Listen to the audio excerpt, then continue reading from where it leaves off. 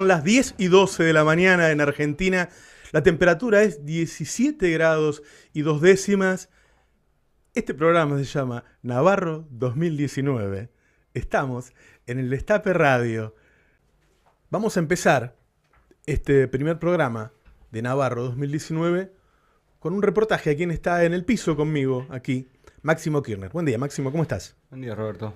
Bien. Bien. Felicitarte a vos, a toda la gente que está atrás del vidrio, que crucé mientras subía por este comienzo y por llevar adelante esta idea que obviamente es casi a pulmón y como dijiste vos con el aporte de la gente, pero que siempre es saludable, más teniendo en cuenta todo lo que hemos visto y ha sucedido en los últimos años en Argentina en materia de información y comunicación y los resultados que a veces también tiene ese tipo de situaciones, ¿no? La Argentina viene de pasar un momento donde muchos llaman estafa electoral al actual gobierno, pero obviamente que contaron con una ayuda inestimable de los grandes medios de comunicación para poder llevar adelante esto, ¿no? Que hoy sorprende a muchos. Por eso es saludable que mientras suceden este tipo de situaciones también surjan más voces, que siempre fue incluso aquello que se quiso hacer en su momento con la ley de medios. Que no sea uno y que estén todos.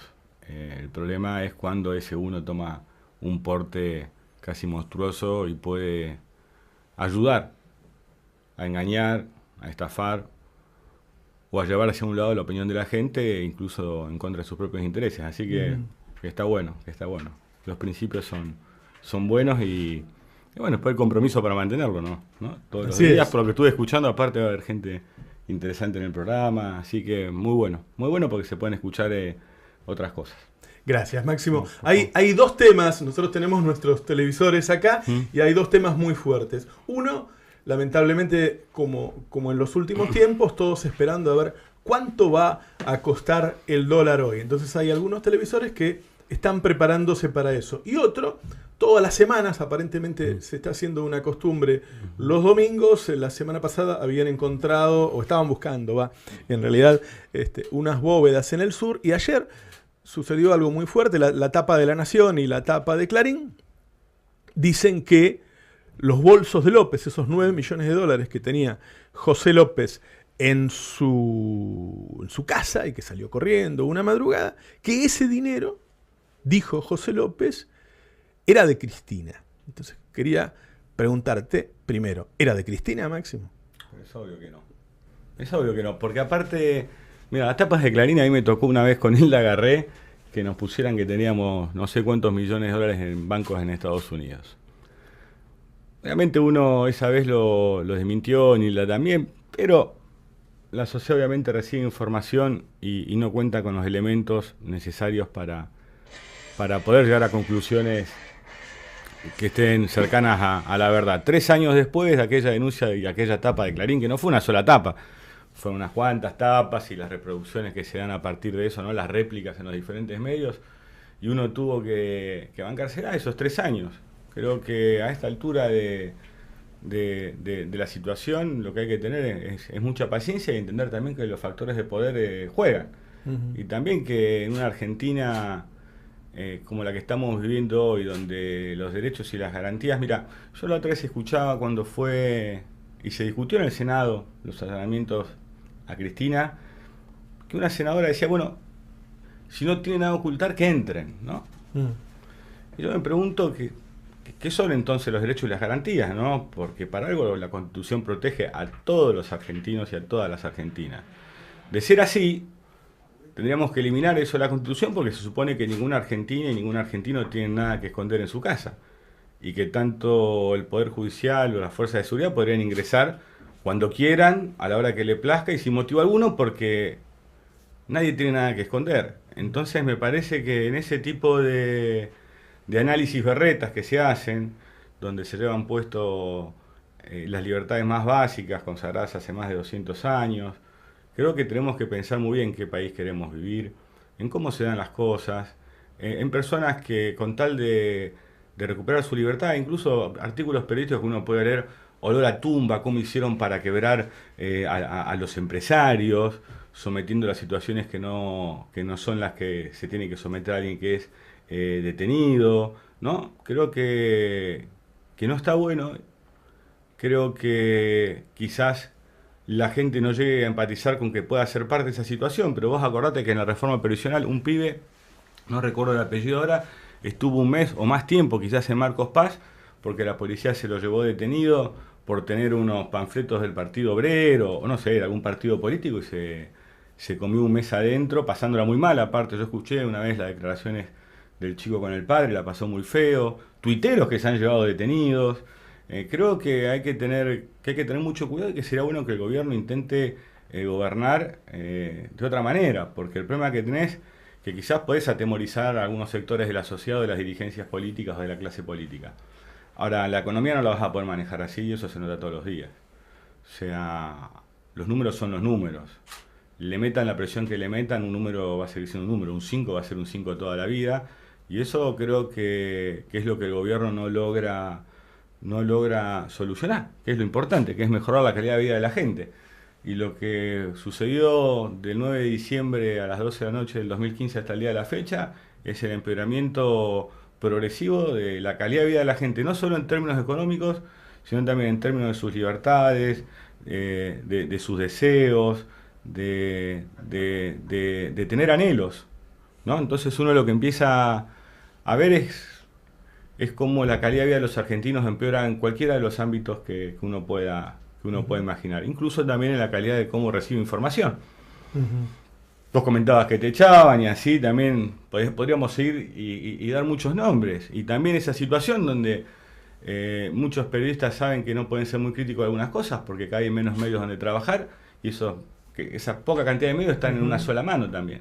Por lo tanto, cualquier discurso que se separe de esas líneas editoriales también lo lleva al periodista para conseguir laburo, se le vuelve cada vez más difícil, más a los que se inician aparte, ¿no? Ahora, ¿vos esto de ayer lo tomaste como algo de los medios, como algo de Bonadío o como algo de José López?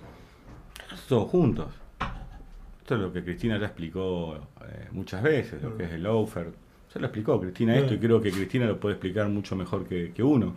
Sí me parece que es la intención permanente de atacar la figura de Cristina, ¿no? Como el objetivo único y principal tanto de un sector judicial, del Grupo Clarín y obviamente de un gobierno que ve en ella todo aquello que...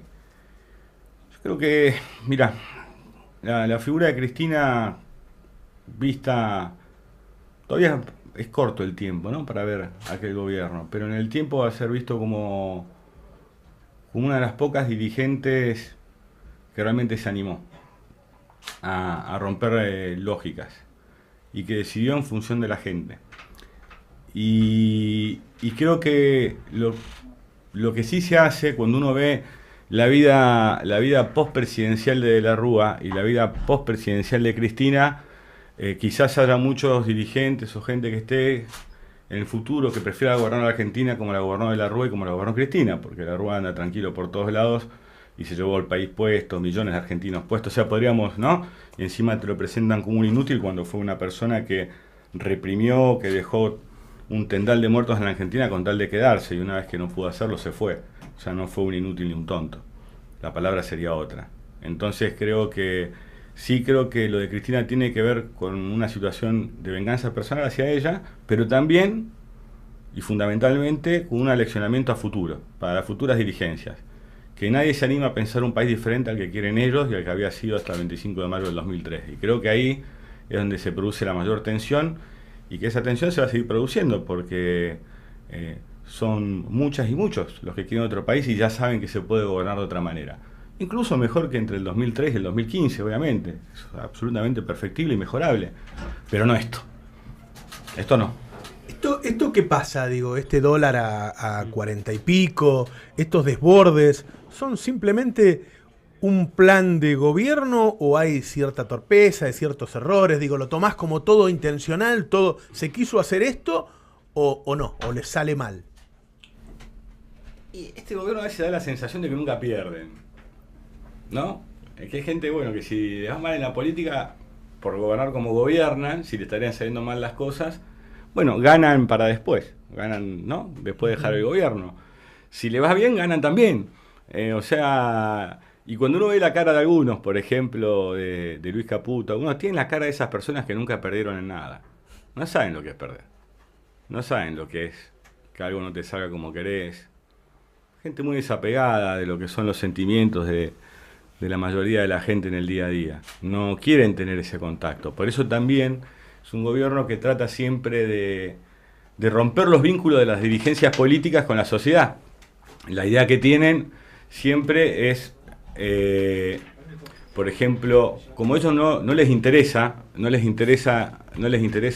tener una buena relación con la sociedad, o se acercan a través de spots o de timbreos en cuestiones muy armadas, muy de maqueta, lo que tratan es romper el vínculo de la sociedad con otros dirigentes, acusándolos de diferentes cosas, sesgándolos. Entonces creo que lo que sucede es eso, ¿no? Las políticas son decididamente malas y están a la vista. Son malas para el conjunto de la sociedad. Obviamente habrá gente que en este marco o mantiene algo de lo que tenía al 9 de diciembre de 2015 o que le va mejor porque se dedica a sectores que realmente han sido favorecidos, ¿no? O sea, un broker financiero. Claro. ¿No? ¿Y cómo esperás que se desarrolle este tiempo que queda? Digo, es complicado para la gente soportar este tipo de aumentos de precios, este deterioro tan fuerte. ¿Qué pasa en lo social? No, bueno, el estado de descomposición es grande. Creo que también este gobierno cuenta con una ayuda muy grande de lo que sucedió entre el 2003 y el 2015, porque el nivel de organización social y política que hay en las barriadas, en los niveles altos de sindicalización que se recuperaron a través de la cantidad de convenios celebrados en la década pasada y todo, le dan un marco de mayor contención social a esta crisis económica que se desató y que desató el gobierno sobre la vida de la gente. Ahora, no es de goma eso tampoco, y creo que debería prestar mucho más atención a lo que está sucediendo, que debería medir mucho mejor las palabras, ¿no? Yo la otra vez lo escuchaba a Macri golpearse el pecho que le iba a dejar la vida, o a la doctora Carrió que le iban a sacar muerta de la Casa Rosada, y la idea no es esa, digamos, la idea es que se puedan ir como se fue Cristina, con la Plaza de Mayo llena de gente, despidiendo un gobierno con sus aciertos, sus errores, sus claros, pero que la gente pueda celebrar, ¿no? Así como celebró el comienzo del gobierno de Macri, con él bailando en el balcón de la Casa Rosada, que parecen postales casi que hubieran sucedido siglos atrás, y festejaban todos el baile, mientras uno miraba algo azorado todo lo que sucedía. Bueno, no podía pasar otra cosa. O sea, todos tenemos que entender, y quizás a veces los niveles de información que se manejan no son los mismos, pero para nosotros esto era obvio que iba a pasar, iba a suceder, y teníamos muestras acabadas de que esto iba a pasar. Pero bueno, la sociedad también elige, tendrá sus motivos, también fue víctima de un silenciamiento de informaciones e ideas del gobierno que en ese momento proponía Macri, que dijo que iba a mantener todo lo bueno, mejorar todo lo malo, un discurso de lo más infantil que uno había escuchado mucho tiempo, pero bueno, también se ve que funciona en algún punto. Y bueno, ahora tenemos esta situación y creo que lo que tenemos que hacer entre todos es ver cómo se sale adelante. Ahora, el mayor responsable en ver cómo se sale adelante es el gobierno. O sea, muchas veces el gobierno transfiere o habla de gobernabilidad y la disparan a las espaldas de los demás, y lo que debería hacer es asumirla y darla, porque si los problemas que denuncia y tiene son reales, bueno, podría convocar. Usted imagínate, Roberto, que los diarios propios oficialistas, Clarín, La Nación, que son oficialistas, que acompañan al gobierno, reconocen la figura de Cristina la principal opositora. Nunca ha sido consultado para nada. 8 años de presidenta, sabe lo que es gobernar, sabe lo que es bancarse presiones, ¿no? Hasta la paradoja, ¿no? Que Macri termina diciendo que durante su presidencia vivió los 5 peores meses de su vida. No fue con Cristina, sino con él mismo que vive. Entonces uno cree muchas veces que hay un gran nivel de soberbia y de ataque por parte de ellos y de no reconocer los errores. Y realmente, si estos errores económicos o estas cosas que suceden fueran ciertas, tendrían que tomar medidas en ese sentido, y no las toman. no hay encaje de capitales, no se administra las cuentas del Estado, porque esto también sucede por la nueva administración. No recuerdo la tensión que sufrió el gobierno de Cristina con algunos sectores de la clase media por la administración del dólar, que algunos llamaban el cepo, ¿no? El cepo Pepe, que era muy malo. Entonces estaban protestando en la calle, no me acuerdo muy bien el 8N, por la compra de dólares o la fragata Libertad. Estaban todos desesperados chocándose entre sí en la 9 de julio. Bueno, y hubo una decisión de administrar el Estado. Obviamente se tensionó con un sector de la sociedad, pero en función de los intereses de 40 millones de argentinos. Para que no sucediera esto. Acá se liberó todo, no se administró más las cuentas del Estado, se hizo lo que quiso, se tomó deuda a raudales, ¿no? Imagínense que decían que había recibido un país quebrado, pero raramente una persona quebrada, si algo no tiene, es capacidad de endeudamiento. Bueno, ellos dicen haber recibido un país quebrado, pero con capacidad de endeudamiento. Entonces yo creo que todas estas mentiras, ellos jugaron muchos con eso, se volvieron muy displicentes porque la tarea, digamos, de infantería la llevaba adelante en los medios de comunicación, en destrozar al adversario político, y perdieron el tiempo paviando por ahí y haciendo cualquier cosa y dilapidaron cientos de miles de millones de dólares que se tomaron de deuda, porque de última, si hubiéramos tomado esta deuda y se desarrolla una mixtura privado-pública el litio en el norte, o volvemos e intentamos de vuelta con el potasio allá en Mendoza cuando se nos cayó el tema de Vale 12 de la minera brasilera, o se construye o empezamos a pensar en un tren andino mixto de carga y turístico, no se usó para nada de eso. No se usó para atacar ni resolver ninguno de los problemas estructurales que tenía la Argentina también al 9 de diciembre de 2015, porque faltaban hacer un montón de cosas. Por eso también esa política de desendeudamiento, para poder tomar deuda con sentido. No deuda para fugar, deuda con sentido de un desarrollo de un país. No esto que hicieron, por esto es una cachivacheada lo que hicieron por poner algún nombre simpático, por no llamarlo de otra manera. Te hago una pregunta, no como el diputado de Unidad Ciudadana, ni como el hijo de Cristina, que puede tener una información que nosotros no tengamos, sino por ahí desde el análisis político. ¿Qué cosas hay a favor y qué cosas en contra para que Cristina sea candidata el año que viene? Después te paso el teléfono y la llamás a ella si querés, o le mandás un mensaje. No podemos ver nosotros la política en función de la candidatura o no de Cristina. Yo creo que lo importante es poder llegar a acuerdos. Después veremos cuáles son los nombres, y aparte generalmente se utilizan hoy los nombres para dividir, y creo que lo ideal es esto, es decir, bueno, ¿qué país queremos? ¿Que vamos a ir a una gran paz o vamos a armar un frente patriótico? ¿Cómo va a ser? ¿Cómo se va a dar esa discusión?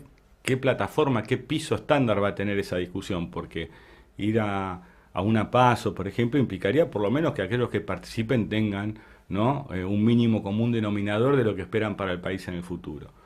Entonces creo que eso es lo que nosotros tenemos que discutir, más allá de si Cristina sí o Cristina no. Creo que ella al 9 de diciembre fue 8 años presidenta. Sus anhelos ya son diferentes a alguien que nunca lo fue, sino que ella quiere una Argentina a la que le vaya bien. Si uno escucha el discurso de ella el 9 de diciembre de 2015, cuestión que siempre recomiendo, son 43, 44 minutos, uno lo busca en las redes y lo encuentra, es un gran discurso donde da la descripción de lo que va a venir. No porque tenga calidades de pitonisa o vea el futuro, sino por un simple análisis político producto de las presiones que habíamos recibido durante todos esos años y de las políticas que se llevaron adelante. Entonces me parece que definir la política en el futuro en función de Cristina sí o Cristina no sería un error, y la verdad que es una situación en la que hay que tener la menor cantidad de errores posible, pero no por la política en sí, sino en función de las necesidades de la gente y de ver cómo se puede construir una alternativa superadora, no de este gobierno, que es una cosa obvia que hay que hacerlo, sino también de poder construir algo superador a lo que fue el 2003 al 2015. Es necesario, pero bueno, tenemos que recuperar bases anteriores. Ahora, estamos en septiembre, las pasos son en agosto del año que viene, pronto va a haber que empezar. Digo, ¿cuáles son los espacios? El espacio es Cambiemos por un lado, Unidad Ciudadana por el otro, y el PJ racional, o no sé cómo se le llama ahora. ¿Por qué racional? Bueno, así le llaman los diarios, qué sé yo. Supongo que porque ustedes son irracionales. No, nosotros tuvimos la racionalidad de no votar los fondos buitres. Tuvimos la racionalidad de no acompañar algunas políticas de este gobierno porque queríamos que le vaya bien. Nosotros, si hubiéramos querido que le vaya mal a este gobierno, lo hubiéramos votado todo, lo que mandaba el Congreso, y no lo hicimos. fuimos muy maltratados por eso. Entonces me parece que lo que tenemos que tener de cara a futuro es que está abierta la posibilidad. Yo soy siempre los que piensa que mientras más amplio sea el espacio, mejor, que también eso requiere un trabajo diferente, porque son más verdades relativas, más difícil encontrar una síntesis superadora, pero la verdad que la Argentina requiere y necesita una propuesta de gobierno para el 2019 más que una propuesta electoral. Es una gran propuesta de gobierno porque acá se mintió, el país ha quedado muy endeudado y va a seguir endeudándose. Volvemos al Fondo Monetario Internacional con lo que eso implica, porque muchas veces nos enojamos con el fondo, pero no es que el fondo vino acá a ofrecer sus servicios, sino que fue el presidente y el ministro a buscarlo, y ahora también tenemos que convivir con eso. Cuando asumió la presidencia Néstor Kirchner el 25 de mayo del 2003, estuvo casi 2 años y medio conviviendo con el fondo por deudas que el anterior gobierno no había tomado. No las había tomado. Y sin Pero embargo, hay espacio para esa unidad, hay un espacio para una PASO en donde esté Cristina y esté Massa y esté Urtubey. ¿Vos ves ese escenario? mirá, si vos me decís, las 3 personas que nombraste, por ejemplo, compartieron mucho tiempo el mismo espacio político. Creo que es algo que habrá que ver y discutir. Si vos me decís, por ejemplo, el nombre Urtubey, que parece el más alejado de todos, yo lo escuché en 2015 cuando fue reelecto, ya creo por última vez gobernador de Salta, hablar y elogiar a Cristina en público como yo ni siquiera la elogio en privado. Así que, no sé, habrá que ver qué sucede, pero obviamente que nosotros trabajamos y hablamos... Pero es deseable. Yo creo que sí, yo creo que es deseable la competencia, creo que es deseable, pero tiene que haber, vuelvo con lo mismo, un mínimo común denominador en lo que se quiere. Tiene que ser una PASO lógica, no una PASO antagónica adentro, sino que tienen que tener o buscar algunas similitudes. Después habrá aplicaciones en cada persona, en cada proyecto que represente cada persona, en la composición de lo que aportan sus militancias, sus equipos técnicos, y la confiabilidad y la fiabilidad que la sociedad vea en ellos de poder llevar adelante eso, porque esto no es solo voy a hacerlo, sino cómo lo llevas adelante posteriormente. Porque se va a necesitar mucho volumen político, mucho volumen institucional para poder sacar a la Argentina de este lugar. No va a ser una situación fácil. Cuando uno ve que ni siquiera hoy ellos saben cuánto va a valer o no el dólar, cuando la escalada parece infinita, cuando se espera como maná del cielo el giro del Fondo Monetario Internacional y no hay más salida que esa, y el presidente lo único que dice, esto es lo único que se puede hacer. Es muy triste escuchar que un presidente diga esto es lo único que puedo hacer, todo el día. Como si fuera el único camino de gobernar el país. Ahora, si vos haces esa invitación a estos sectores es porque pensás que es posible, pensás que las circunstancias pueden hacer que exista ese camino de unidad con estos actores. Ojalá que sí, ojalá que se pueda, ojalá que... Yo siempre lo digo, nosotros no queremos reconstruir lo que fue, queremos construir lo que viene.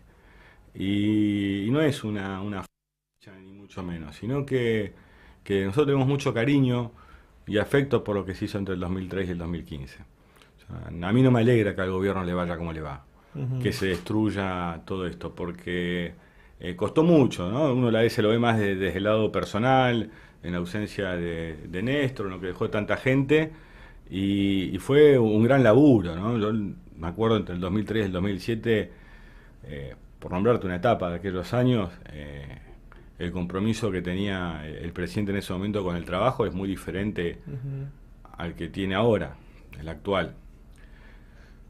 Pero bueno, también la sociedad vota, y yo siempre respeté eso. Nunca me enojé, aprendí está bien, pero digo, a ganar y a perder. Hay una posición, porque vos podrías decir, no, mirá, no me hables de esos actores, nosotros vamos a ir en la nuestra, qué sé yo. Hay una posición activa tuya que claramente vos esperarías que haya un consenso con estos sectores del PJ que hoy aparecen separados. La elección de la provincia de Buenos Aires del año pasado, donde Cristina saca 37/38 puntos, Massa 11/12, si no me olvido, y el flaco Randazzo 5 o 6. Tenés casi, si querés, si uno... A ver, no se suma después así, pero vamos a hacer la media fácil, ¿no? Un análisis más fácil, después es un poco más profundo, pero entre ambos suman casi 50 puntos, 53 puntos.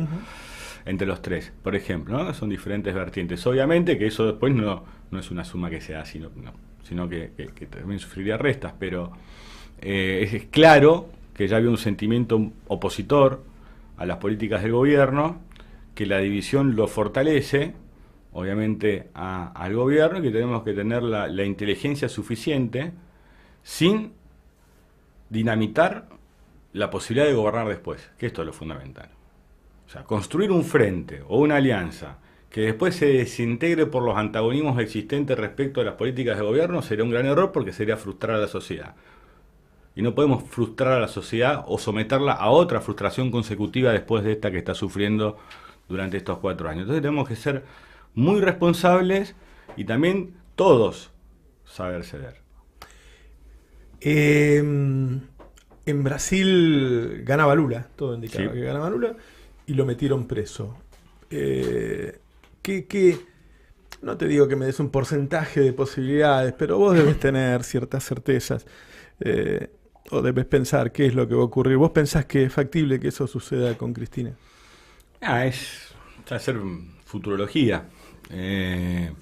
Sí sé que son salvajes en cómo se expresan, y aparte es un tema continental. O sea, no es una situación que es... ¿Quiénes son salvajes, Máximo?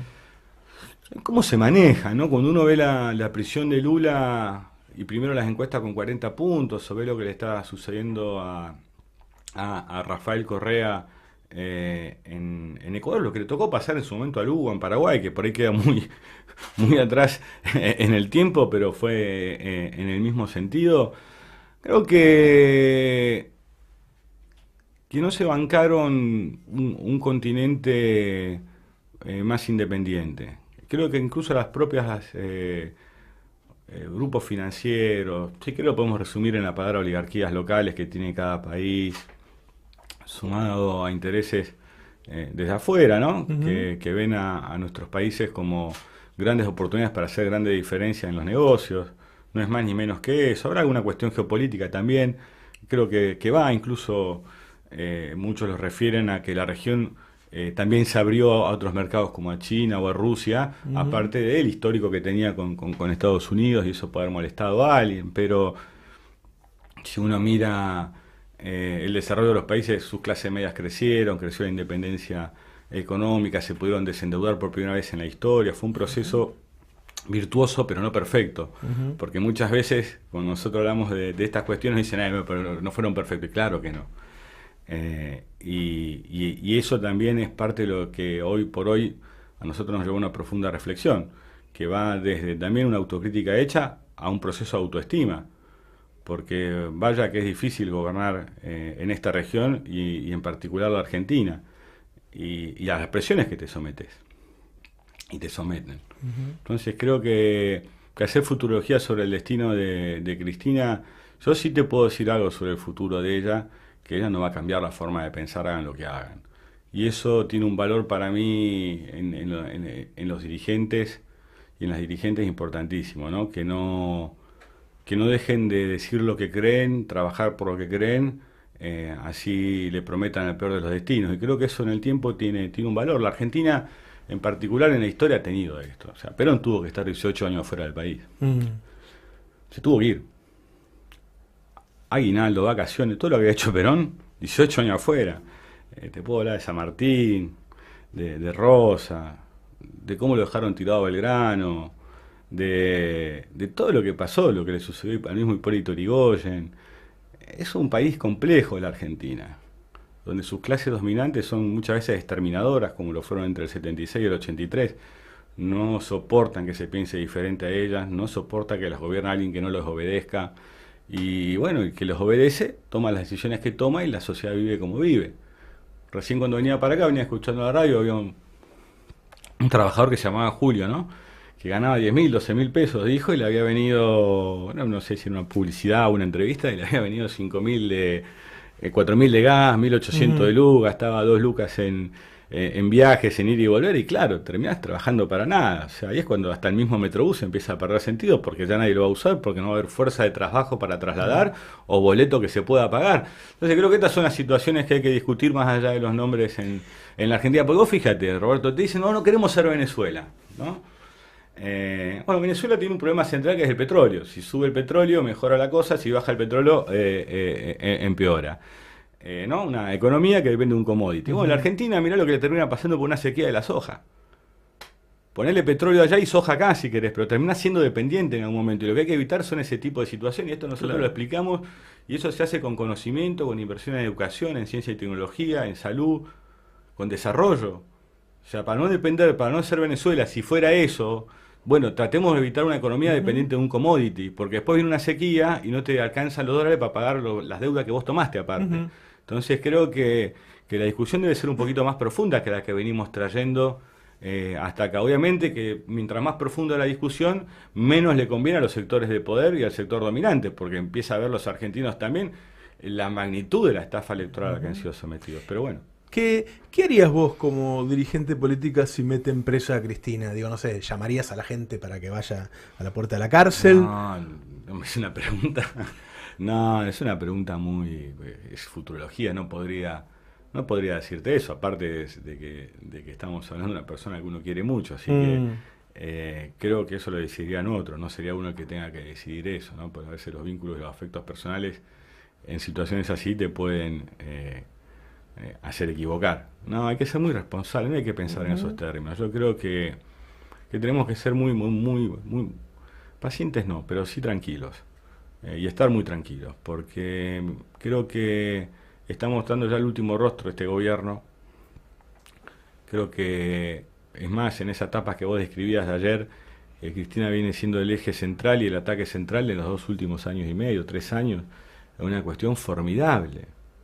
Una persona que entregó un país desendeudado, que entregó un país con hospitales que todavía no se inauguran, con universidades abiertas que hoy quieren cerrar.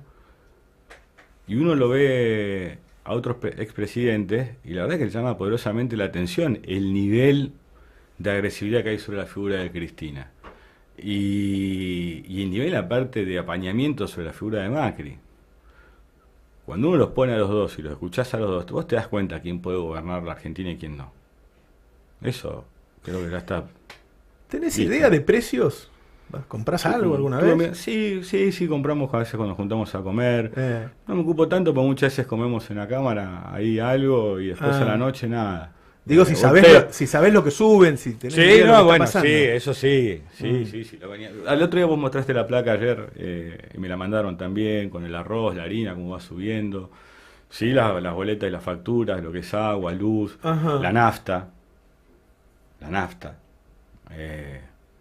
Es una economía invivible, que aparte no tiene precio. O sea, uno puede entender a veces que hay una tensión en los precios, tenés una inflación que te sirve para mover el consumo popular, pero esta inflación no mueve el consumo popular. A diferencia de años anteriores donde había una tensión en los precios, pero el consumo popular era masivo, porque había mucha gente que quería comprar harina, o irse de vacaciones una semana a Mar del Plata o a Las Toninas, ¿no? O había queriendo comprar algunas zapatillas. Muchas de esas cosas aparte se producían acá, entonces ese consumo popular generaba más trabajo en Argentina y obviamente también llegaban cosas importadas. Esta inflación es otra, esta es una emisión increíble de cantidad de pesos en el EVAC para el sector financiero que quiere comprar un producto que no se produce en Argentina, que es el dólar. No termina más. Ahora contienen un poco esta corrida. Me hiciste monetarista, ahora me decís que la inflación es por la emisión. No es por la emisión. Te vuelvo con lo que te escuchás y no estabas atento. Ese es el problema de estar mirando la computadora todo el día. La gente está todo el día con el celular, la computadora y no presta atención. Yo te escuché lo que estoy diciendo es que nosotros teníamos una tensión en los precios porque había mucho consumo y había trabajo. Y se había decidido administrar esa tensión. Porque la economía argentina a partir del 2008, luego de la caída de Lehman Brothers y del sistema internacional económico, tuvo que salir de esa manera. Te lo puede contar bien Isela Constantini cuando estaba al frente, creo que era de Chevrolet o de la General Motors ahí en Rosario, y el Estado Nacional le da 64 millones de préstamos para producir una línea nueva de auto, la produce, la línea de auto nueva es exitosa y la General Motors repaga antes, incluso los términos previstos, el préstamo que le había dado el Estado argentino. Yo creo en eso. No en esto que están haciendo ahora. Esto que están haciendo ahora es cualquier cosa. Han fugado miles de millones de dólares y obviamente para sostener el vuelco del peso hacia el dólar o traducción del peso en dólar ponen tasas de interés astronómicas, LELIC, LETE, NOVAC y no sé cuántos instrumentos y derivados financieros más entran a inventar y bueno, y sucede esto. Entonces no es un tema de emisiones. ¿Dónde vos decidís mover la economía? Pues si a vos se te cae el mundo como el 2008, nosotros en 2009, no sé si creció 0 la Argentina o 0,1, 0,2. había quedado... Y según los privados decían que había caído 3%. Bueno, que había caído 3%, fue una situación. Hubo que charlar con la CGT, que ahí los trabajadores pusieron el hombro y con razón, porque ellos aceptaron que no se actualizara ganancias, o sea que siguiera, entonces ingresaba más gente dentro del término de pago de ganancias, pero al mismo tiempo el Estado proveía los repro a las empresas para que no se rompiera el vínculo entre el laburante y el dueño de la empresa, y eso siguiera generando consumo. Son políticas acertadas, contracíclicas, que hay que hacerlas. Acá se está haciendo cualquier cosa, por eso vuelvo con lo mismo.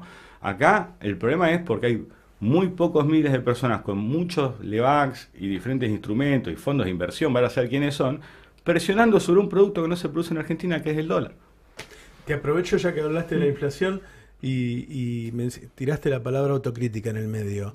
De 2007 a 2015, más o menos, altísima inflación en Argentina. Sí. ¿Hay una autocrítica? Sí, mirá, Sí. sí, para mí eso es mucho discurso construido. Yo voy a decir cómo vivía la sociedad, y la sociedad vivía mucho mejor de lo que vive ahora. Después... Pero las dos cosas pueden suceder al mismo tiempo. No creo que pudieran suceder. Sí tuvimos un periodo, digamos, a un momento en el 2014, luego de la devaluación de diciembre o enero de... Diciembre del 13 o enero del 14 creo que se produce, incluso con la presión del ex ministro de Energía de Macri, Aranguren, sobre el dólar en aquella oportunidad.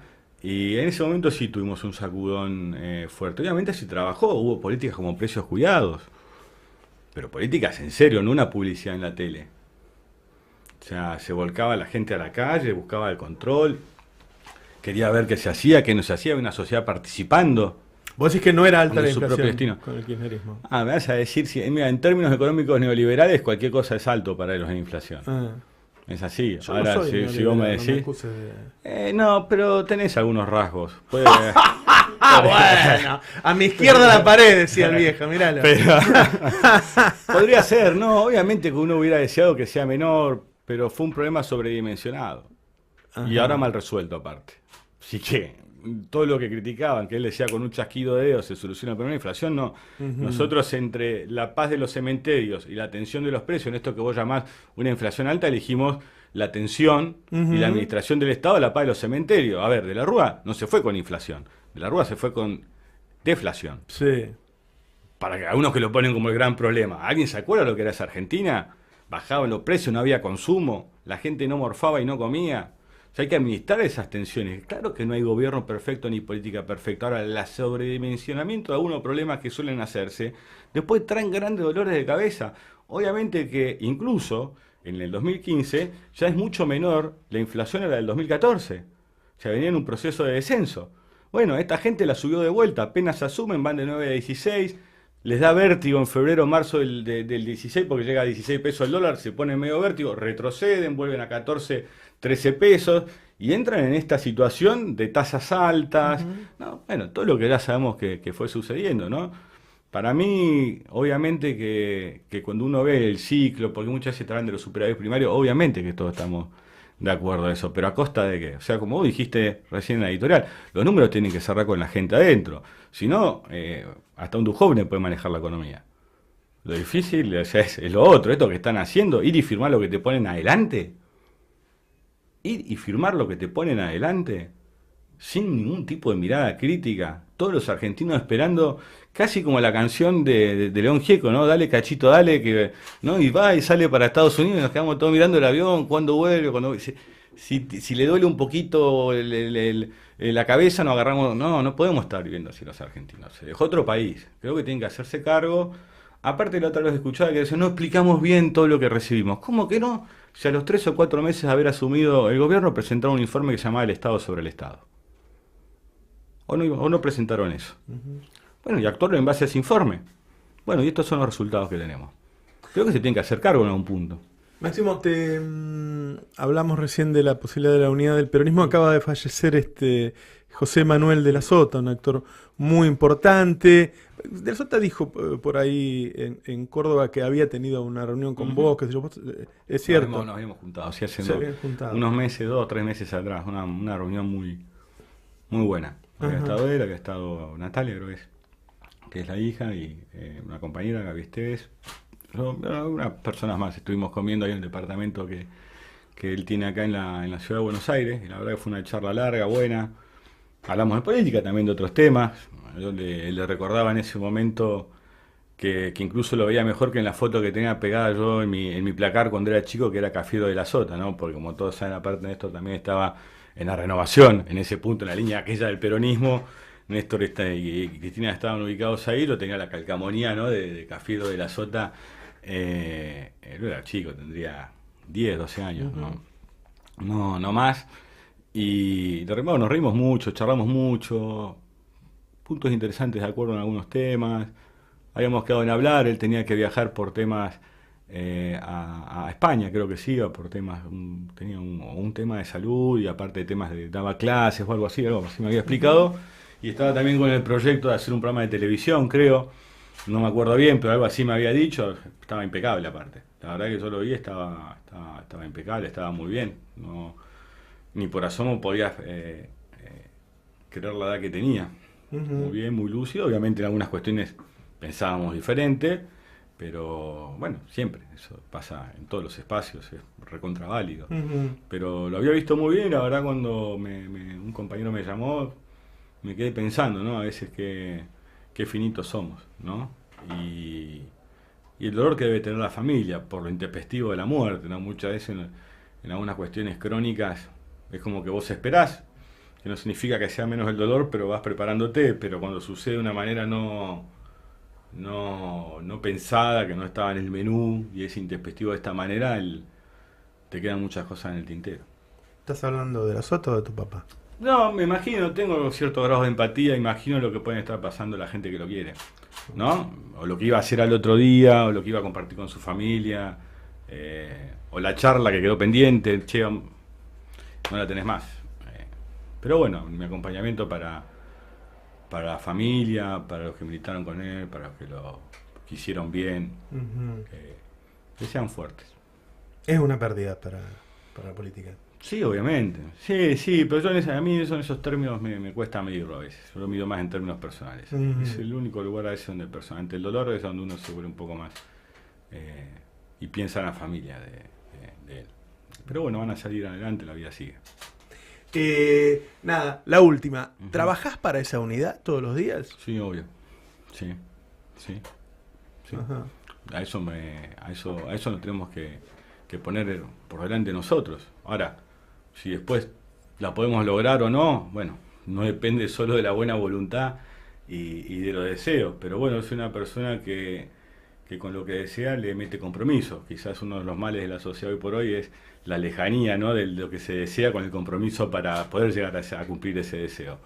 No le pongo todas las ganas, toda la capacidad, poca, mucha que uno pueda tener y la buena predisposición para poder aunar esfuerzos, porque sinceramente creo que no. Yo quisiera desde ya, si quedamos en los lugares comunes, en el sentido común berreta, que todo vaya bien, pero con las decisiones que toman es imposible que todo vaya bien. Entonces, a decir que al gobierno yo quiero que le vaya bien, y sí, claro, obvio. Más vale que al pueblo le vaya bien. Claro, al pueblo en realidad. Entonces vos decís, si mirás, bueno, sí, pero obviamente que todo, pero ¿qué decisión se toma en ese sentido? Este es el problema, porque está bien, yo entiendo los lugares comunes, los sentidos comunes berreta que de repente explotan por todos lados y nos quedamos todos como, ¿cómo contrarrestamos esto? Pero bueno, a un momento hay que empezar a decirlo. Si no cambian, si no toman decisiones en el de sentido contrario al que vienen tomando, esta situación se va a profundizar. Entonces pasamos de... mire, cuando vos mirás en este último tiempo, ya casi ni se cuestionan las políticas públicas del anterior gobierno, sino que se pasa a cuestionar las personas, para tratar de obturar aquellas políticas públicas. Claro. O sea, pero cuando ves las políticas públicas, vos imaginate que vos tenés una gobernadora de la provincia de Buenos Aires que dice que hay que cerrar universidades y que no hay que inaugurar hospitales. ¿Esa Argentina queremos? Yo no. Es así de fácil. Es un gobierno que te dice que el futuro, que la tecnología, que la cuarta revolución industrial. Agarran un librito azul, no sé si lo viste, que lo prologa Ana María Bottini, y todos, viste, les gusta hacerse como que saben las cosas que hay que discutir a futuro. Vos decís, ¿por qué le sacaste la computadora a los pibes si realmente te interesa ese libro?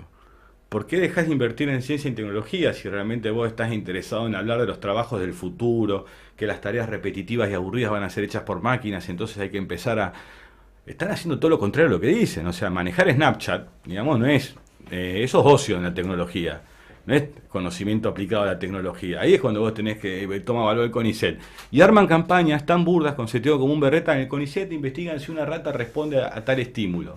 Y claro, para ir a nosotros nos puede parecer hasta gracioso hacer chistes, pero es obvio que de ahí salen las cosas, que así se investiga. Pero se lo ataca a todos los sectores de conocimiento, ya sea universitarios, a las escuelas. Cuando uno ve lo que pasó en Moreno, lo que le pasa a los docentes de Moreno después, que la secuestran, que le escriben, no hagas obras populares, todo es así. Yo por eso creo que está empezando también a derramar la persecución y el hostigamiento sobre la sociedad ahora. Antes se dio sobre la dirigencia. Al no alcanzar ya con hostigar y perseguir a la dirigencia, empieza a derramarse sobre la sociedad. Y de repente escuchamos gente que habla de guerra de guerrilla en este país. Y uno se agarra la cabeza, porque tienen responsabilidades, tienen que estar muy tranquilos. Tienen que estar muy tranquilos. La gente los votó para llevar adelante el país y tienen que cumplir con esa responsabilidad. Sacaron el 51% de los votos en el balotaje contra el 49%. A 3 años ni noticias de nada. Han empeorado las políticas sanitarias, ya no hay ni siquiera ministerio, no hay ministerio de trabajo. Hay que ver cómo viene la desocupación, que yo creo que va a estar en los 2 dígitos seguramente, o pronto a llegar a los 2 dígitos, si están midiendo bien. Si están midiendo bien. Pero ver también la inflación, cuál es real, porque algunos te dicen cuando se fue Cristina la pobreza era del 30%. ¿No? ¿Ahora de cuánto es? Debería ser más, ¿no? ¿Cuánto? Porque yo te voy a hacer una cuenta. 2000% la luz, 1800 el gas, 900 la nafta, paritarias por debajo de la inflación, subas de, por ejemplo, la harina en 6 meses del 90%, la harina o el aceite 120, 125 mangos, depende si es el cocinero o no, depende de la marca que compre. Vamos.